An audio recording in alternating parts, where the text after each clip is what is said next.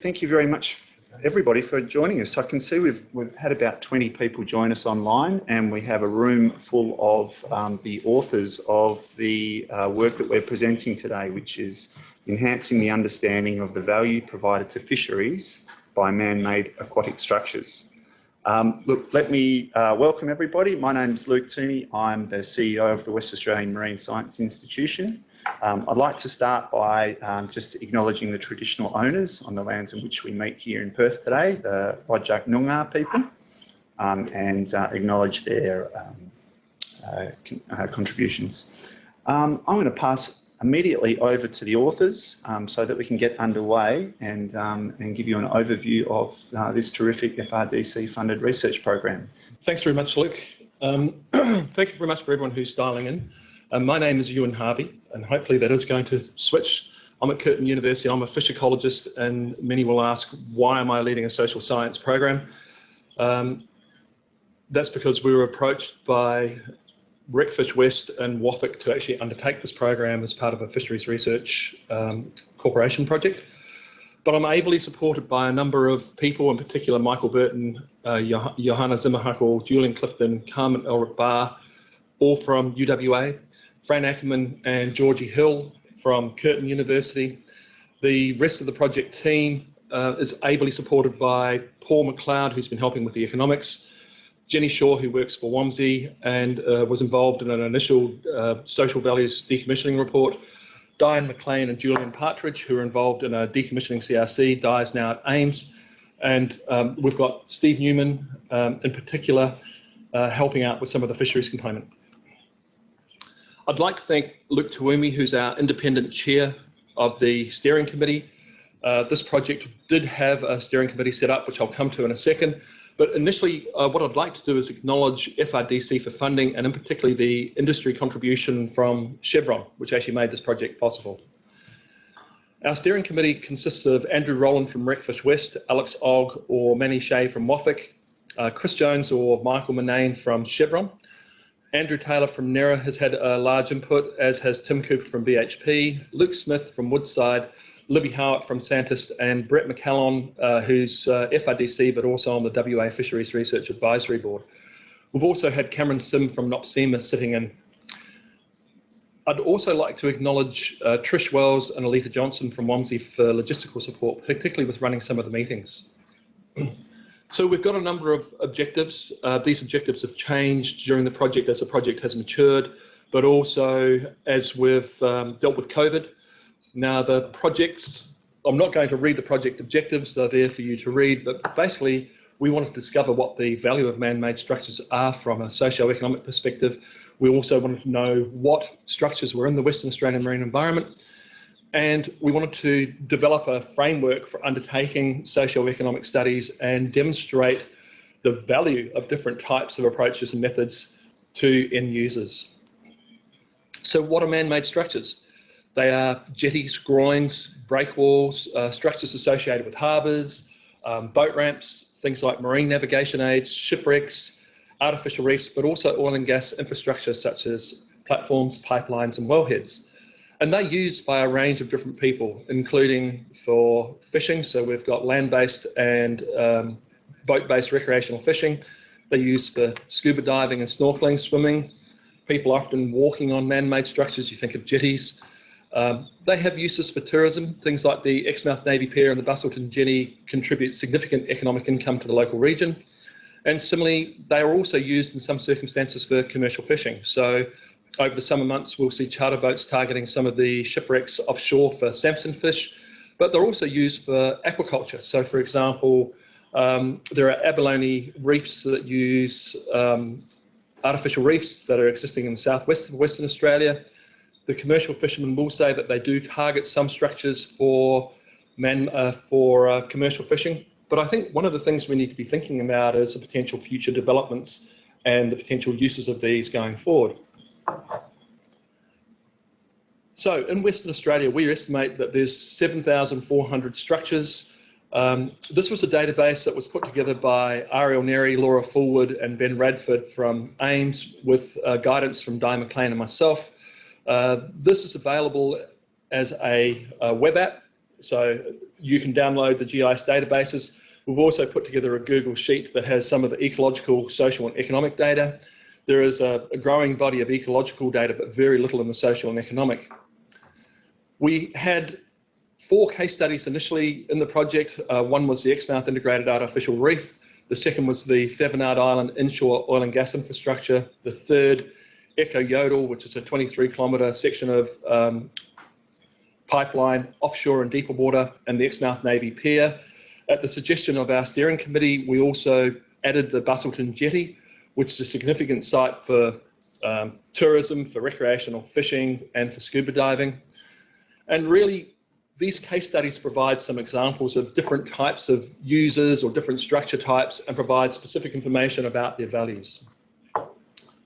They also give the opportunity to demonstrate the different types of data collection techniques and the values that come from those methods and the outputs.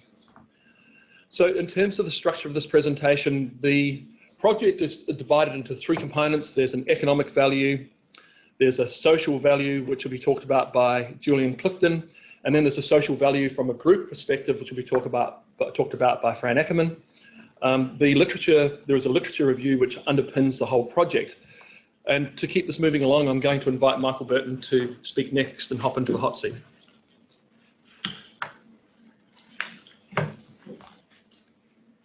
Thank you, Ewan. So this part of the project is looking at the economic values associated with MMS. And what we did was look at a number of case studies. We looked at different stakeholders, including divers, recreational commercial fishers, and the general public, so as broad as possible. And we also used a whole range of different economic approaches, so we could actually illustrate what the advantages and disadvantages were of using these different approaches to value these types of structure. So starting off, the use of this idea of economic value often causes people some confusion, and we just want to be clear as to what we're doing here. We classify this into 3 different sort of elements. The first one of these is what we call use values, and these are values that directly to people who directly with the resources. Then there are these community, so these could be divers or fishers. And then there are these community values that are the benefits that arise to the broader community as a result of that activity. So this could be hotels or whatever that are gaining income from those activities. And then there's a third set, which are the environmental values, and these are values that are held by the community for environmental outcomes, but don't actually require any direct interaction, what we call existence values. Now, some of those values can easily and obviously be quantified. You can think about the profits being earned by commercial fishers or the expenditures.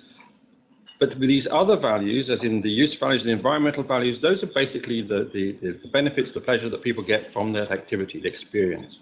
But we have techniques to where we can actually quantify those and put those back into dollar values so we can compare them. And so we're going to quickly just run through a whole series of examples of where we've applied these approaches. So our first example is this idea of a use and community values where we use the simplest possible technique, the benefit transfer approach. And we applied this to King Reef in Exmouth. And so we're particularly focusing here on recreational fishers. And to apply this, we just need some basic information that we're going to pull out from existing material. We need to know something about what's happening in terms of the ecology, the change in the biomass. We need to know something about the quality of the activity people are engaging in, so changes in their catch rates. We need to understand something about the change in their behavior of the fishers. And then from that, we can infer this idea of consumer surplus, the change in their values and expenditures. And when we apply that approach to the King Reef, we think we could be looking at, as in the additional value it's generating could be up to 300,000 in terms of the consumer surplus and about just over $1 million in terms of the extra revenue. So we're getting some idea about what the value is of that. Our second example, again, is for a single site. It's about using community values, but here what we've done is actually collected our own data, done some primary data collection.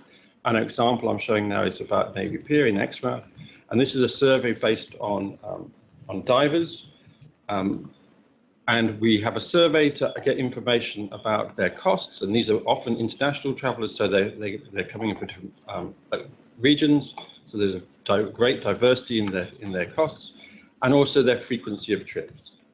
And when we have that data, we have statistical models that let us infer basically what the surplus value is associated with their experience. So here for us, we're getting some estimate of possibly the value of a dive day per person per day is about $136. The additional revenue that's being generated is about 205 a day. So those are then aggregated up in terms of the number of visitors to the Navy Pier. The business revenues in part are going to accrue, includes the flights. So it's not all local, but in total there's those benefits. Third example, again, looking at use values, but now what we're interested in are what we think of as multiple sites. And here what we use is something called a random utility model. So what we're interested in now is the MMS that exists within a region, an entire region. We do this again through a survey for boat-based fishers and divers. And we've done this for 4 regions, for Coral Bay, Exmouth, Onslow, and Geograph Bay, which is the one that we're showing here. The figure is showing a heat map, which is basically as to where, for our sample, where the trips were, where they put dots on the map, and then this is showing where those dots are lining up. And what you can see in here, well, about 1/3 of the fishers' trips are identified on MMS, and about 2/3 of the divers are on MMS.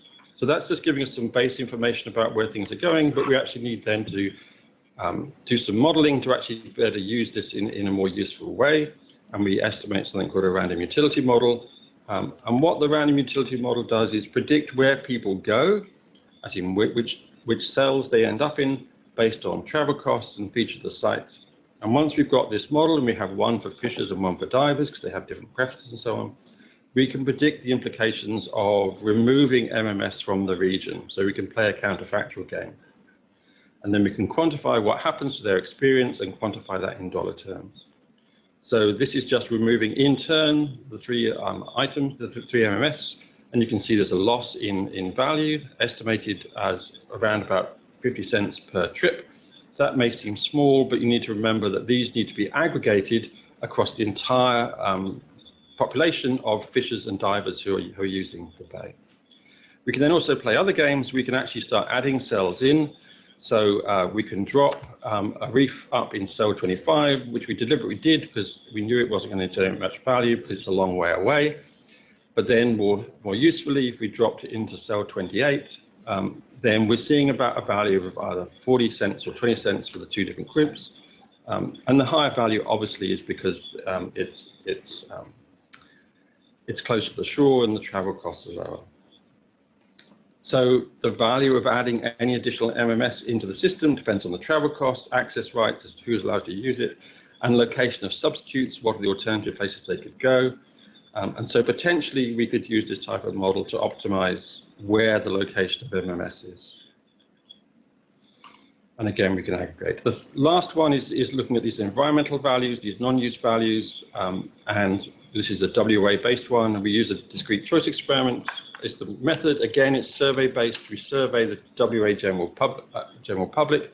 So these are people who don't necessarily actually use this infrastructure, but may hold values for it.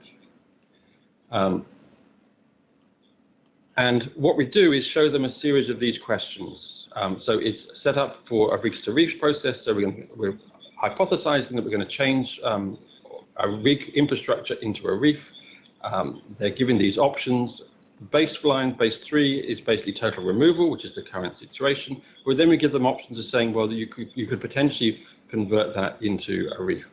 And then the reefs are described in different ways in terms of the change in the ecological outcomes, who can access it, is there liability, who holds liability for it once it's in the water, the government or the company that put it there, and also a financial consequence in terms of does it change the amount of money that flows to the state government. And once we've estimated this type of model, we can then infer what it is that people value and what their trade-offs are. So, wrong way. So overall, what we find was there was a really high level of acceptability of the rigs to reefs programs. Only about 10% of respondents actually rejected a rigs to reef conversion under any circumstances. They basically saw this as pollution and wouldn't count as at all. But we also, amongst the remainder, we found a relatively high level of acceptance. We saw preferences towards reefs that provided habitat for certain species in biomass production of fish and so on, that gave access for divers, and increased revenue for the state budget. And then the converse is that if the liability lay with the government, then they were less willing to accept it. And if the respondents had a low social license granted to the oil and gas sector, then they were also less likely to be willing to go for a rigs to reef scheme. So overall, take-home message, we quantified the economic values associated with a whole range of these MMS for different groups. What we can see is that the more complex techniques that we've been using, we can actually then start to simulate prospective structures and how that might change the way people behave and use things and value them. Those values obviously depend upon the degree of the environmental improvement and the level of use. And the values are also influenced by regulation in terms of access and the liability. So I'll now hand over to Julian. Afternoon, everyone. My name is Julian Clifton from UWA, and I'm going to talk to you about the summary results from the survey of individuals with respect to social values and perceptions as part of this FRDC contract. I'm speaking on behalf of Carmen, who's in the room with me, who has been amazingly proficient at analysing all of this data and coming up with far more of the conclusions than I did. But if we just start to move on, the objective of this component of the research is to examine socio-economic values of MMS in WA. And before we commenced the actual field data collection, we needed to undertake a very detailed literature review, because this is a relatively new field with respect to how stakeholders perceive, utilise and value artificial structures in the marine environment. And we used the results of that literature review to inform an online survey conducted across diverse stakeholder groups in WA. And that will form the results from that survey will be presented here. One of the main outcomes of the literature review is that there is not much literature on this topic. A total of just over 30 papers published in the past 40 years. The majority of these were published in the last 5 years, which look at social values and or perceptions in relation to artificial marine structures. And most of these papers looked at artificial reefs or wind turbines and originated either in the US, UK, or in one or two instances from Europe. So although the range of marine structures that were examined was relatively narrow, recreational divers were the most common stakeholder group that was surveyed in the existing academic and professional literature. But although the actual database here is quite narrow and quite focused, there was clear evidence of a range of values and perceptions coming out of the literature which we could use in our online survey in this research. And some of those values and perceptions are listed here. So the importance of the materials side in terms of the catch value for wreck fishers associated with MMS, the satisfaction of using MMS by both recreational fishers and divers, the relational values, as they're called, which reflect the value accorded to social interactions in and around using MMS, individual perceptions of MMS as to whether the MMS is equivalent to a natural reef, it being artificial, and some different values associated with that, and the importance of access to the structure in the first place. So these outcomes from the literature review informed an online survey, which I'll now proceed to describe before looking at a summary of some of the results. So the online survey we constructed was intended to explore stakeholder views, values and perceptions. It was a series of closed and open questions and was set up using the Aquatic platform and distributed across WA, particularly with the assistance of Wreckfish West via their social media, and also via flyers, 500 flyers, which were distributed to dive and tackle shops across all 4 fishing regions. So over a period of 5 or 6 months in all, we managed to succeed in getting over about 550 respondents. And I'll quickly summarize them before looking at some of the main outcomes of the data analysis. 2/3 of the respondents were recreational fishers, which is slightly imbalanced, probably to be expected given the relative size of various stakeholder groups involved with MMS. We also had a good number of divers, commercial fishers, people who did not state their prime relationship with MMS, and another group which were primarily representatives from the research sector and tourism sector. So with regard to our recreational fishers group, 2/3 of these were line fishers from boats and roughly 1/3 were line fishers from shore. So very specialized group within the recreational fishing sector as well.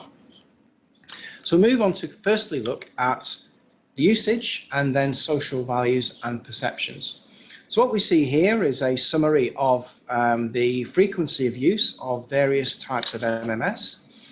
The most frequently used type of structure were general piers and jetties across the state, which were used at least once a month by about 1/3 of our sample. The other more frequently used types were other artificial reefs and shipwrecks. This overall distribution of usage could well reflect the bias towards recreational fishers within the sample. Commercial fishers were the group which were using the pipelines as illustrated here, and clearly divers would be involved in using shipwrecks. The other case study sites mentioned earlier in the presentation were used or visited relatively infrequently by our survey respondents. So I'll first outline the results with respect to social values. Now, social values reflect what's important to an individual. They can be material, as relate to the employment benefits or income associated with a MMS.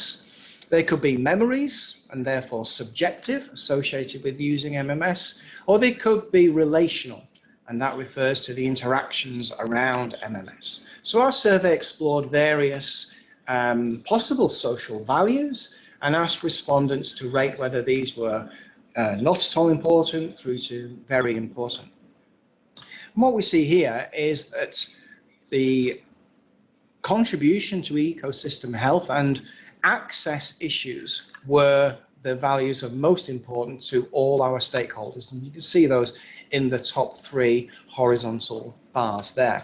So very important contribution to ecosystem health was held to be very important by approximately 2/3 of all respondents, for example. If we disaggregate that previous data by stakeholder group, we start to see some similarities and some differences with respect to individual stakeholders.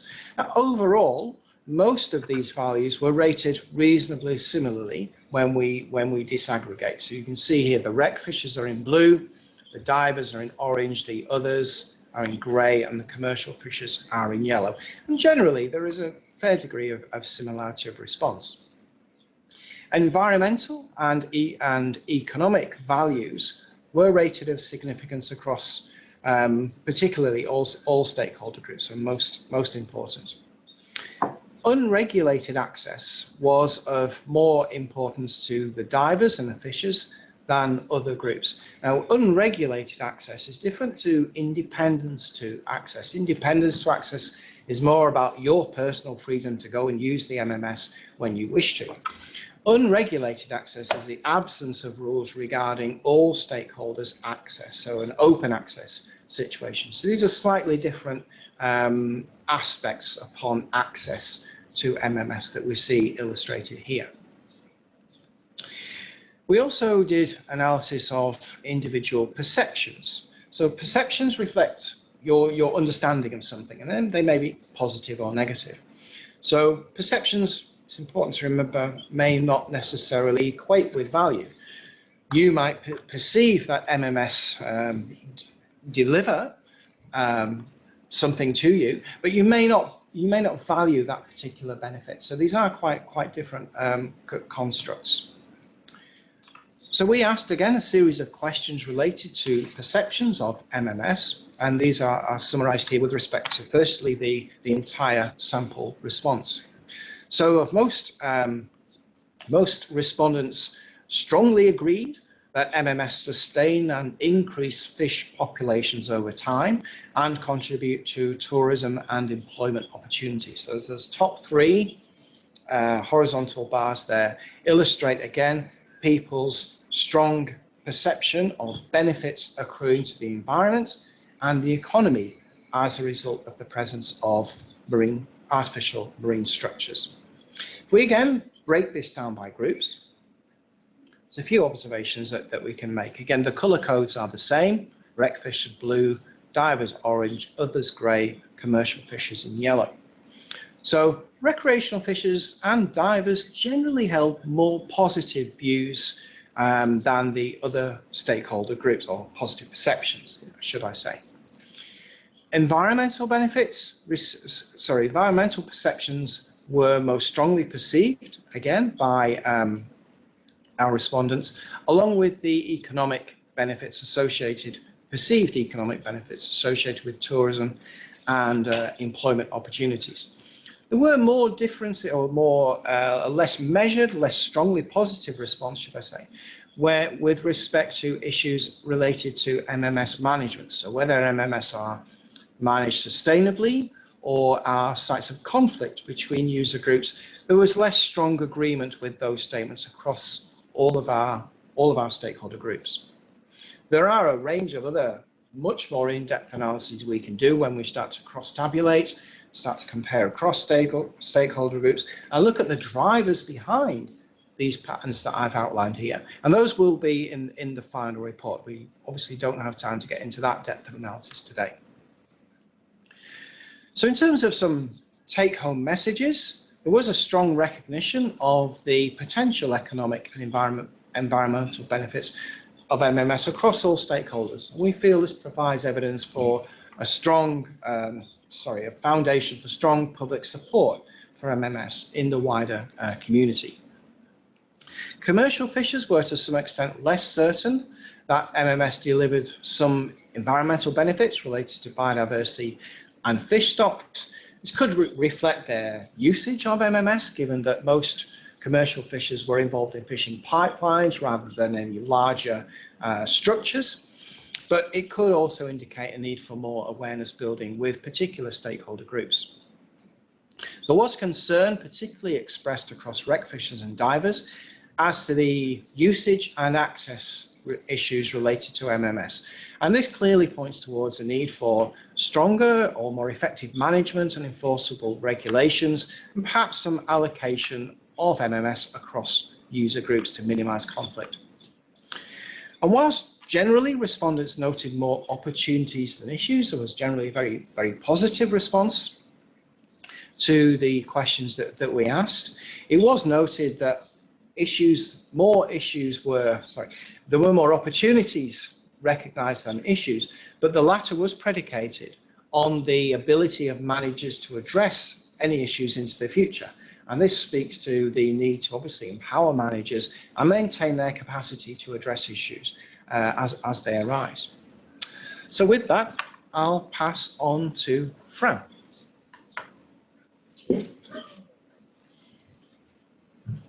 Thank you, Julian. Yes, good afternoon, everybody. I'd like to talk about the social values, but looking at it from a group data collection perspective. So it's bringing a different and complementary perspective. And I worked on this with my colleague, Georgie Hill. I'm presenting on behalf of both of us. So just thinking about why we thought about social values, why did we want to do it using a group perspective?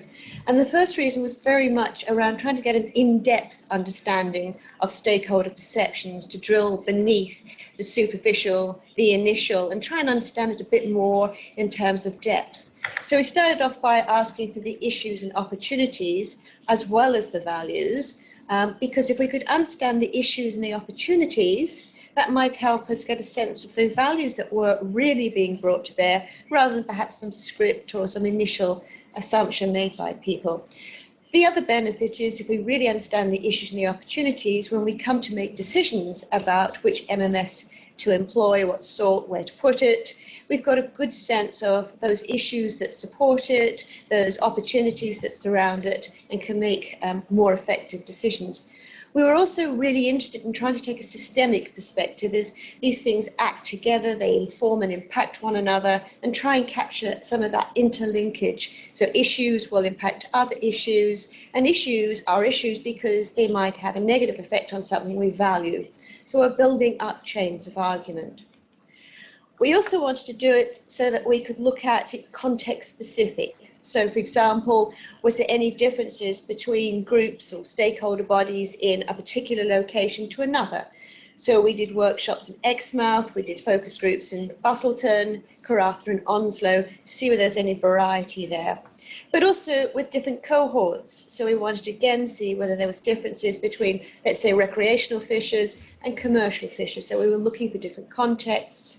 And finally, we wanted to make sure it was contemporary, it was up to date, because as we know, values change over time, and we wanted to make sure that this was as up to date as we could possibly get it. So that was the first reason.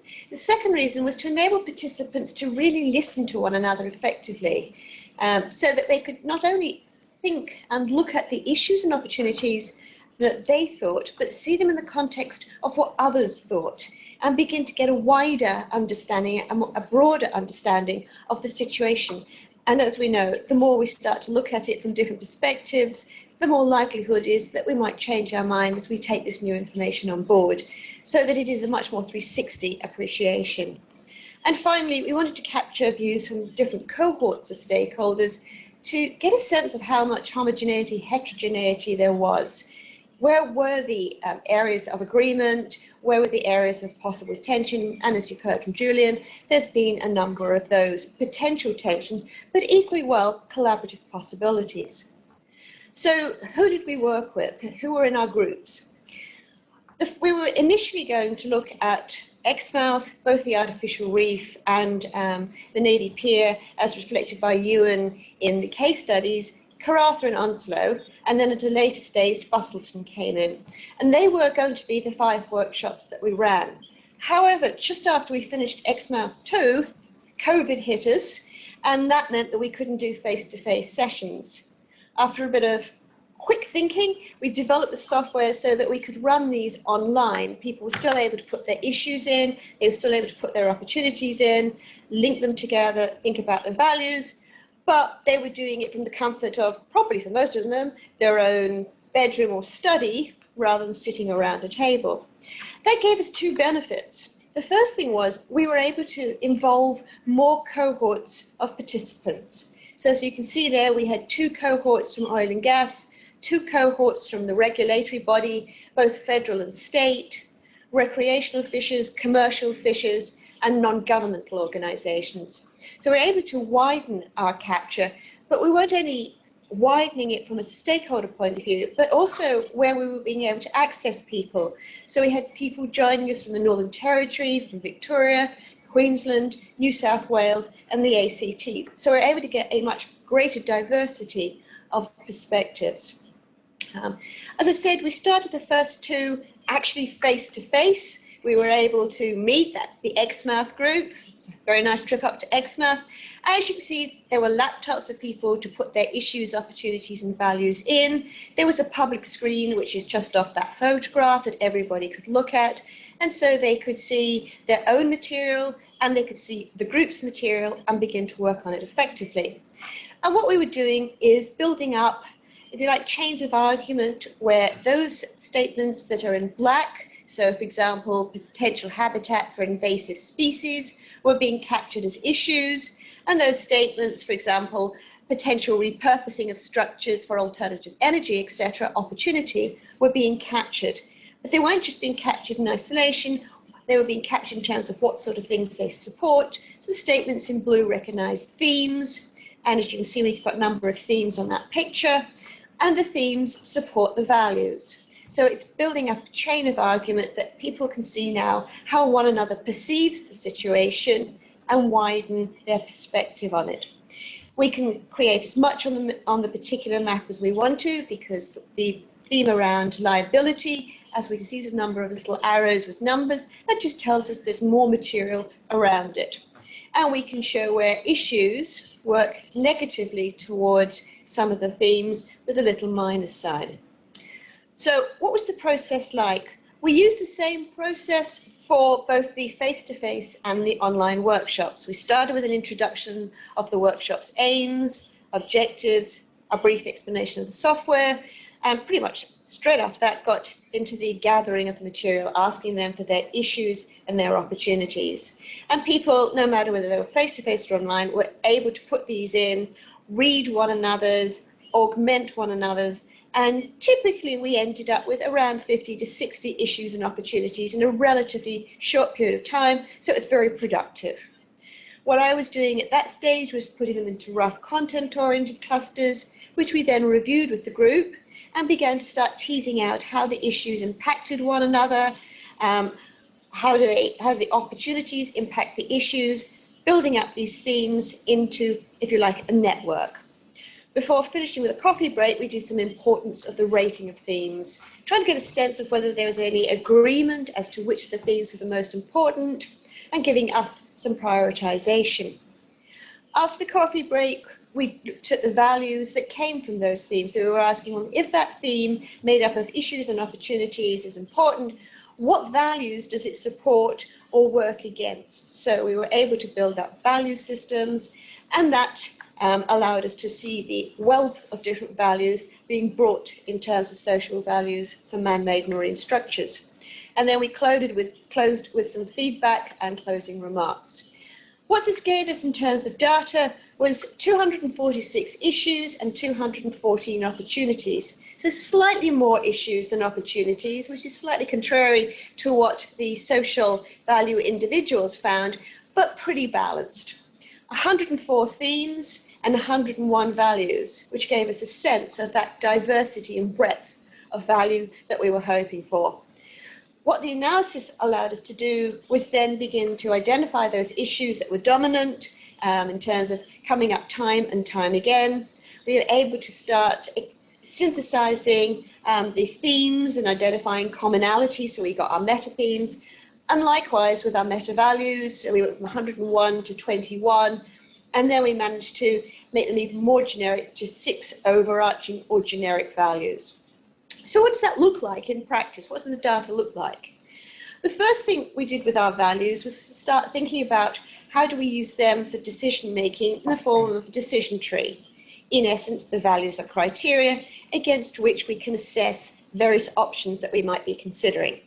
So one of the values that came out, the generic value, was ensure a healthy marine environment, and supporting it was 3 meta values: desire to protect the environment, marine biodiversity, and maintaining natural aesthetics.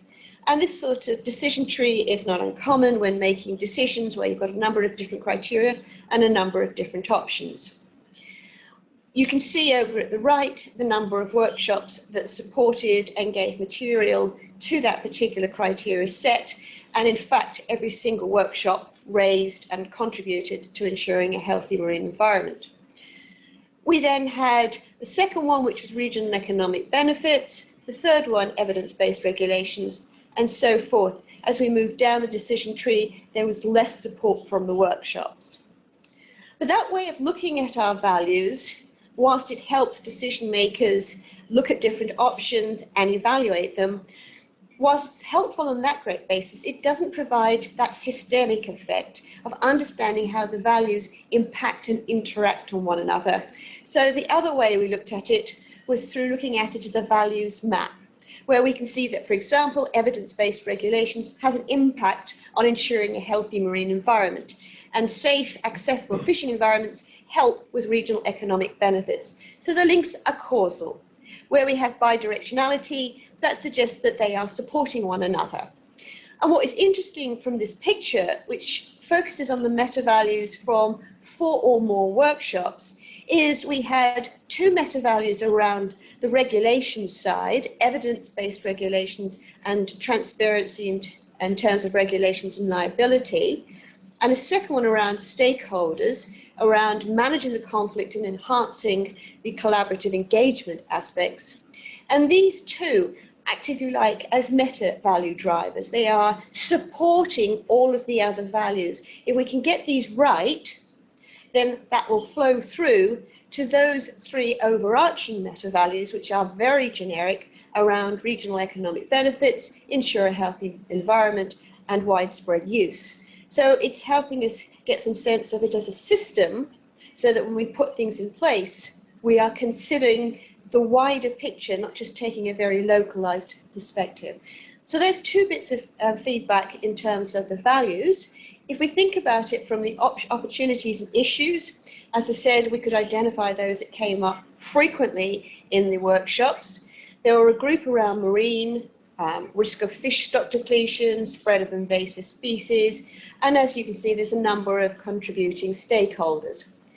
Where we've got one of the stakeholders involved, it means that one of the particular workshops within that grouping, more than one contributed. So community, it was Bustleton and Exmouth in the case of fish stock depletion. We had a series around liabilities, materials, and use. So these were the dominant issues that were foremost in people's minds. Likewise, we had a number of opportunities that came up time and time again, slightly less than the issues. Again, in the marine world, materials and use, but quite a lot around community benefits, which was, sort of job creation, tourism, etc. And then the final one was undertaking further research. It came out in a number of the community workshops, both the regulatory workshops and the NGO workshop, is this incredible need to do more research into very particular and different areas. So to conclude, what did we have as the takeaways? The first is the diversity of interconnected values. Each of these values with materials supporting them, giving richness and meaning to them in terms of the issues and opportunities, demonstrating both a degree of heterogeneity, but also where we can move up into the generic, more homogeneity. As with the other two presentations, very much a need for evidence-based, transparent, widely understood and universally adopted regulations. The importance of each structure being assessed against the particular cohorts, the benefits to those cohorts, the interests of those cohorts, so that we can ensure optimal use. Again, a significantly positive view of benefits of the marine environment, but recognizing different emphases between rebuilding marine areas, protecting marine areas, managing concerns such as pollution, invasive species and safety.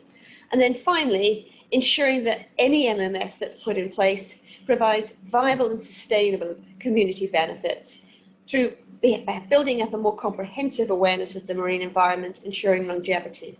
So I'm now going to hand over to Ewan, who's going to summarize all three presentations.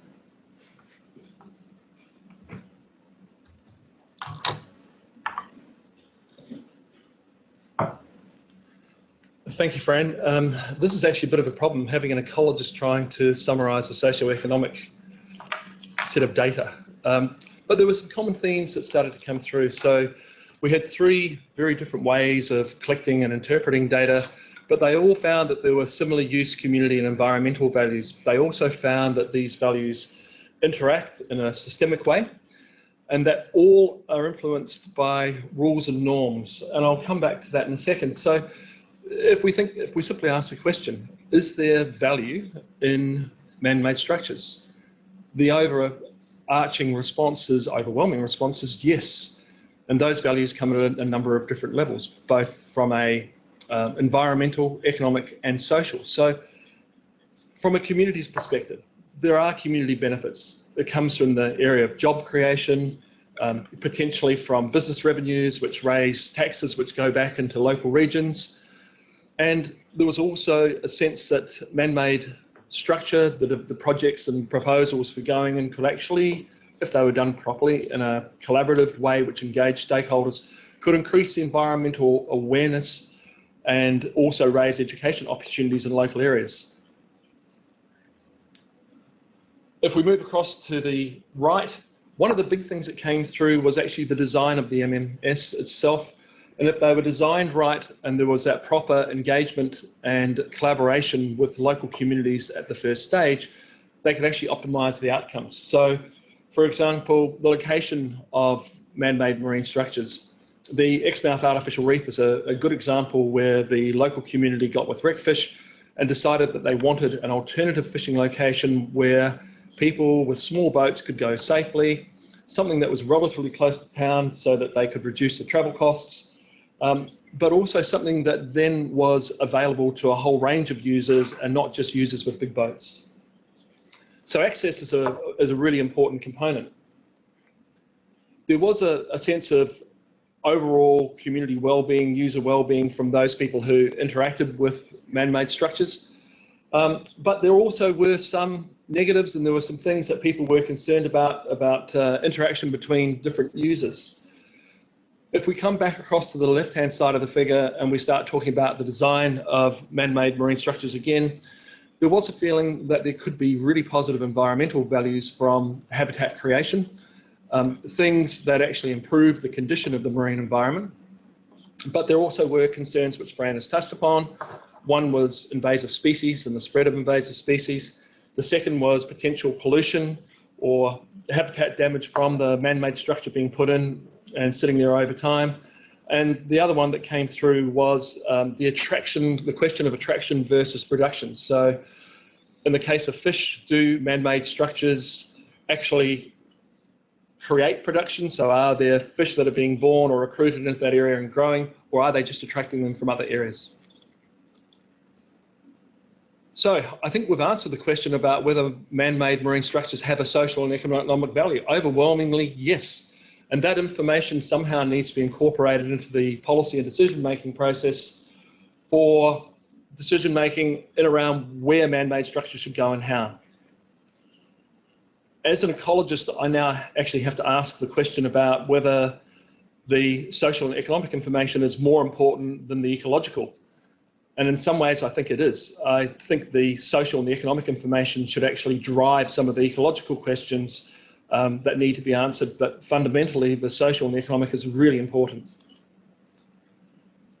Through the process, and particularly through the interviews, we identified a number of concerns and issues that stakeholders had, and for proponents to gain the support of community and stakeholders, they need to address those concerns and issues in a meaningful way and actually engage with stakeholders. But overwhelmingly, most stakeholders saw that man-made structures actually created opportunities. Yes, they were seen as sites of conflict. So, for example, divers were sometimes quite outspoken about the fact they didn't like diving in areas where there was recreational fishing. Similar, recreational fishers will often express that they don't really want commercial fishers around. And this really brings up the whole context of resource sharing and allocation and of exclusive rights or access to particular types of structures. So if we think about the HMS Swan, the Perth, or even the Exmouth Navy jetty, they're allocated to scuba divers. There's no fishing in there of any concern. So I think this concept could actually be expanded out quite easily. So we've got about 7,400 man-made structures in the marine environment now, and we know that there are going to be many more in the future. So, for example, we've got the potential Westport development in the Coburn Sound.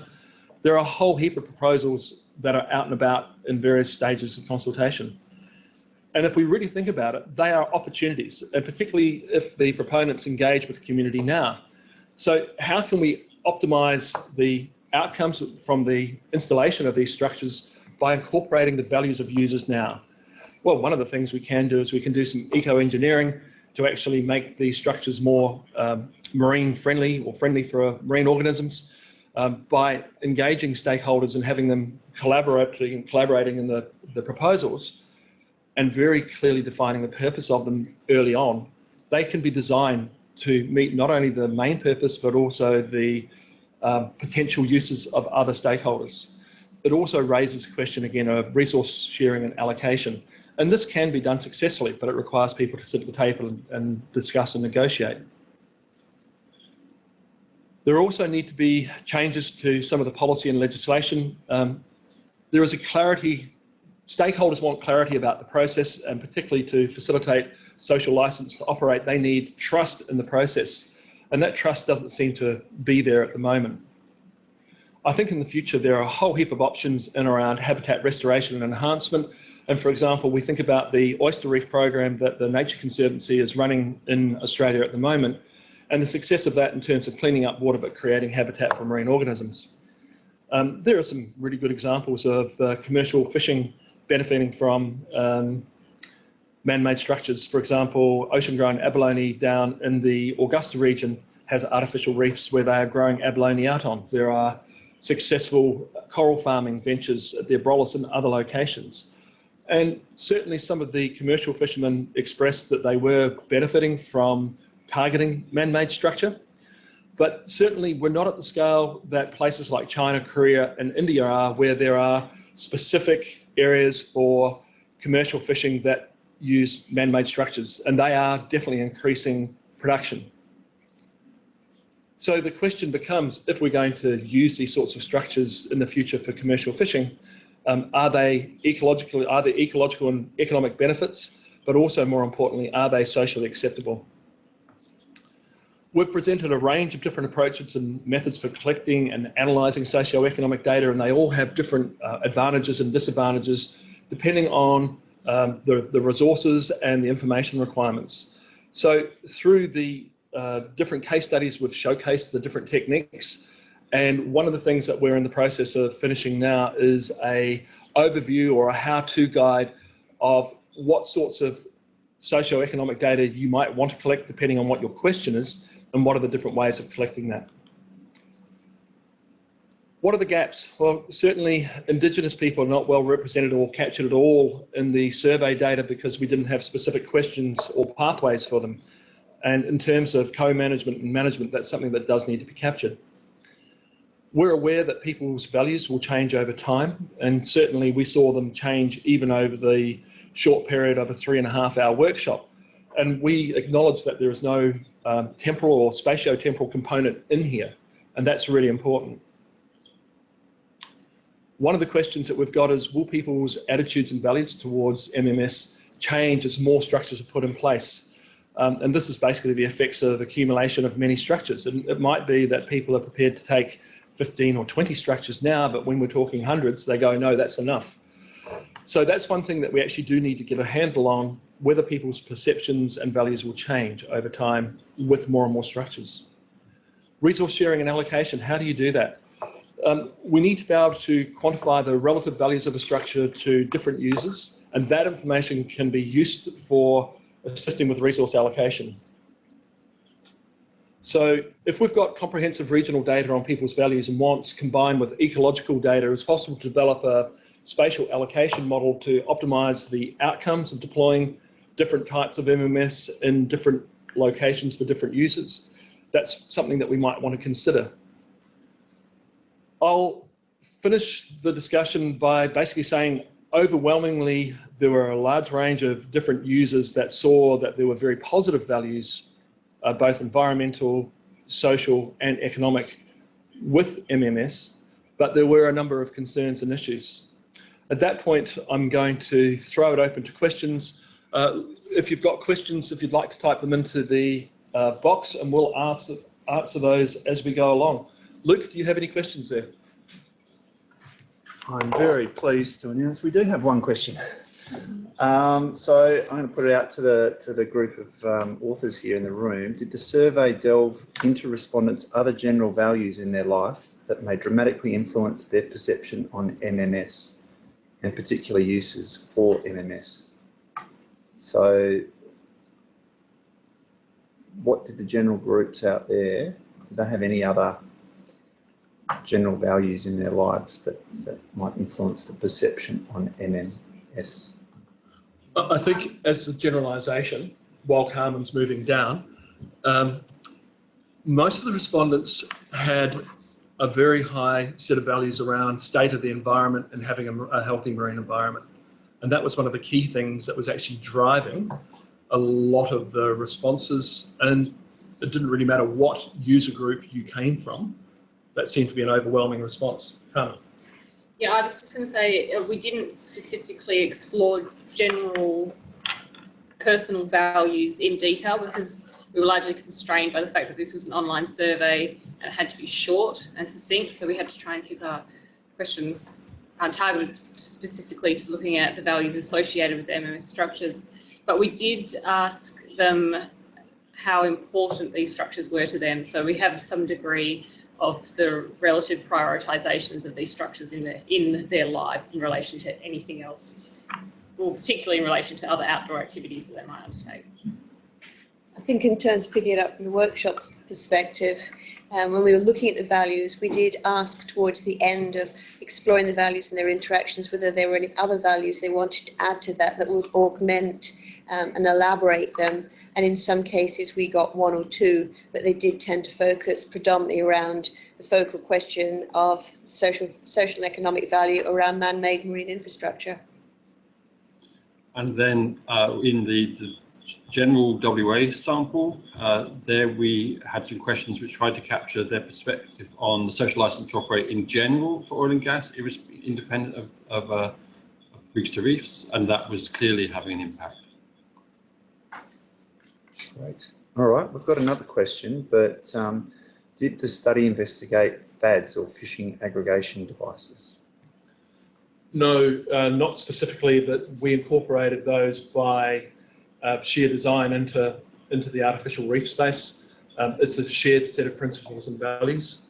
Whether it's an artificial reef or a FAD, it's around the benefits to recreational fishing. And overwhelmingly, people are very supportive of FADs. But there are questions like attraction versus production and what that does to the overall fishery. Got another question for you, specifically to you. Oh dear. Why Why do you think the social and economic aspects are more important than the ecological? So when you think about what we're trying to do with the marine environment, we're trying to create a sustainable place where we can enjoy the ecosystem services, the recreational opportunities that we experience now into the future. So it is about sustainability. We're not trying to manage stocks, we're trying to manage people. And to a large extent, what we need to be doing, if we understand what people's values are and what motivates them, we've probably got a much stronger chance of getting uptake of management actions. We can't have enforcement. Enforcement doesn't really work, but people being engaged and understanding why, that's critical. The ecology has a role, but I think it's a much smaller role than what people think if we actually want sustainability as an outcome. Hopefully that answers the question. I'm also happy to take that up with the person offline if they can send me an email, because it's an interesting discussion point. All right, another one. Did we find differences in the response of commercial fishers among states? WA versus Victoria is the example. Everyone's looking at me to answer that. We didn't actually survey outside of Western Australia. It was a Western Australian case study. That's one of the things that we certainly would like to do. I think it's actually one of the next steps is actually to increase the sample size and look at both within and between state variation.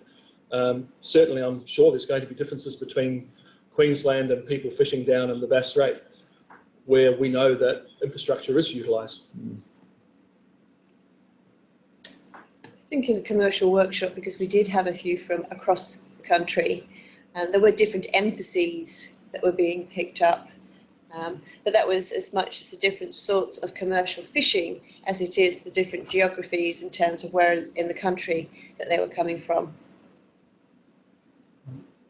Look, we are getting very close. In fact, we've gone over time now. There are a couple of extra questions there. So as long as people are happy to hang on in webland, and as long as we've got the authors in the room, I'm happy to push on. I'm happy. Yeah, great. So how do the different research components complement each other?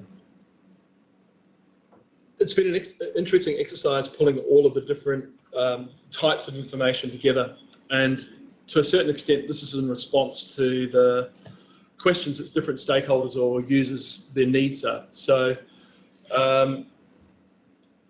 I think they're actually very complementary. They all give slightly different windows into different perspectives. So for example, the economic view is something that people do want to know. There's a question often, what is the economic value of these structures? And it gives a unique insight that you can actually monetize the values. And that's something that people, and particularly our federal government, are requiring more and more and more. What are the value of these ecosystem services? The individual group approach, or the individual social approach with the online, managed to get quite a broad brush of people. You know, what was the number in the end? 530, 550, and that's during COVID. but that gives you a viewpoint, a snapshot of what their feelings are that you can quantify. It wasn't open-ended. If it was open-ended, I think we probably would have got some slightly different responses. The individual group, the individuals group, the focus groups, was something that a lot of the steering committee members weren't too sure about until we did a workshop here. But the value that comes from that, from people interacting in a respectful manner and actually getting issues up and educating one another about it and starting to understand the interactions between the issues and looking at the issues and the opportunities, was quite an eye-opener. So that's a very long-winded answer to actually saying I think they are very complementary, and they actually provide different types of information, different windows, but also different amounts of depth when you go into a question. Does anyone want to add to that ramble?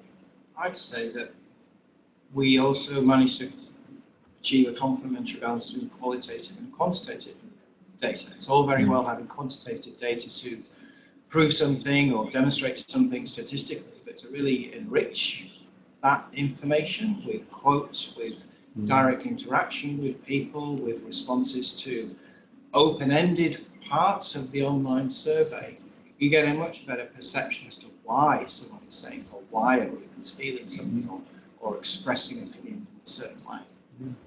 And I think in adding to that, particularly also the systemic nature of these values then that the focus groups brought in.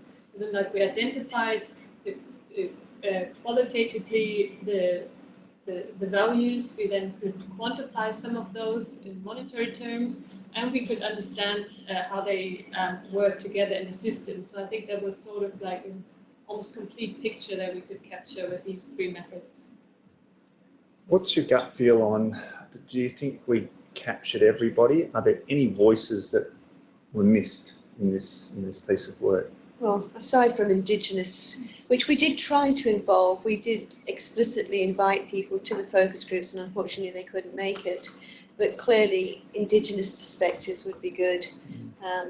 Very conscious that for the focus groups, whilst we were able to involve people from a range of different cohorts, how representative that is an interesting question. That's where the individual survey and the group workshops complement each other, is we could involve a greater range of stakeholder cohorts, but with less numbers within each cohort, whereas the survey focused predominantly on wreck, fish and divers with some commercial, but a whole lot more of them. So I think that complementarity worked well. And Luke, I think one of the things here is we've got a snapshot of what's going on in Western Australia. We haven't captured all of Western Australia. We haven't got into the Kimberley. We've probably got users from the far south down in Esperance. We don't know. But certainly the Western Australian, we can see that there's variation by location. And I can pretty much guarantee that users and stakeholders from other states will probably have a different set of perspectives. There'll be some generalisable themes, but there are location-specific differences. All right, we might just do one more. It's the last one here, and we don't have any regulators in the room, but it's really, at the end of the day, who makes the decision if a man-made structure is suitable for an artificial reef? Well, Luke, I'm going to throw that back to you. Great. Well, I think that kind of is a job for a collaborative group. It's pulling people together and sitting around and having these tough discussions and bringing the information in to have some bearing on the decision. But we need to have industry, we need to have the regulators, we need to have the scientists, we need to have the community all talking together to make those decisions. There isn't a forum to do that, but I reckon we could do that. Yeah, we could band together and push and make it happen. And certainly one of the things that we've noticed following on from the work that Jenny Shaw did is that there is now a conversation, and this is a continuation of that conversation. I think it probably is the right time to get a group of different stakeholders and peak body groups in the room to actually have that discussion, because I actually think that is one of the big limitations at the moment. Issues around liability, what the requirements are, who's responsible. There's uncertainty about that. And while we've got that uncertainty, I don't think there's going to be progression. All right, well, I'm going to wrap it up there because we're 10 minutes over, but for everybody involved, thank you very much. Thank you everybody for tuning in. The recording of this presentation will be made available on the WAMSI website and the FABC website, I believe, as well. There's also a report that's currently being drafted, and we're hoping to have that out in late February. And on that note, thank you very much to the authors for presenting today and being available. Thanks, Ewan. And over and out. Thank you.